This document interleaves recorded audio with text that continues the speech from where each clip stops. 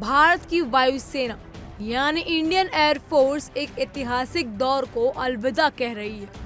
62 वर्षों की सेवा के बाद वायुसेना के बहादुर और विश्वसनीय MiG-21 फाइटर जेट का आखिरी सलाम हो गया है।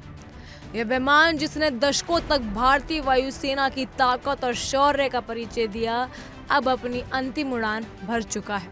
MiG-21 जिसे वायुसेना का workhorse of the skies कहा जाता है, 1960 के दशक में भारतीय वायुसेना की मुख्य लड़ाकू शक्ति के रूप में पेश हुआ था। अपनी सरल लेकिन प्रभावशाली डिजाइन, तेज रफ्तार और उत्कृष्ट प्रदर्शन के कारण ये विमान पायलटों के लिए एक चुनौती और गर्व का विषय था।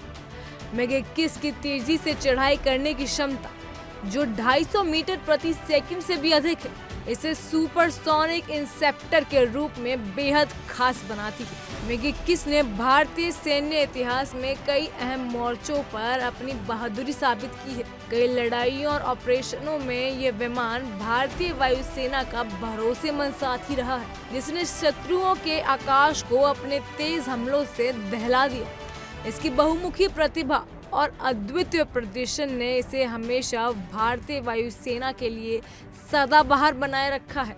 हाल ही में बीकानेर के नाल एयरफोर्स स्टेशन पर MiG-21 की आखिरी ऑपरेशन उड़ान भरी गई। इस खास मौके पर वायुसेना प्रमुख air chief marshal Amarpreet Singh ने खुद MiG-21 में उड़ान भरकर इस विमान को भावुक विदाई दी। ये केवल एक औपचारिकता नहीं थी, बल्कि एयर चीफ के लिए एक व्यक्तिगत अनुभव था, क्योंकि उन्होंने अपने करियर की शुरुआत इसी विमान के साथ की थी, जब उन्होंने 1980 के दशक में पहली बार MiG-21 को उड़ाया था।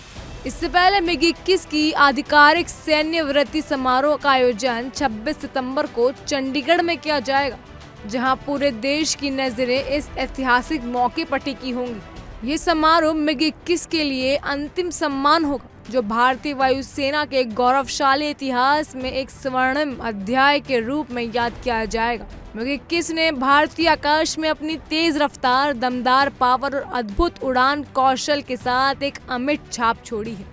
यह विमान न केवल तकनीकी रूप से बल्कि भावनात्मक रूप से भी हर भारतीय पायलट और नागरिकों के दिल में हमेशा जिंदा रहेगा। भारत की वायुसेना अब नई पीढ़ी के आधुनिक विमान के साथ अपने सफर की शुरुआत करेगी, लेकिन MiG-21 का नाम हमेशा वीरता, समर्पण और शौर्य का परिचय देगा। फिलहाल के लिए इतना ही। तमाम खबरों के लिए फॉलो कीजिए इंडिया डेली को।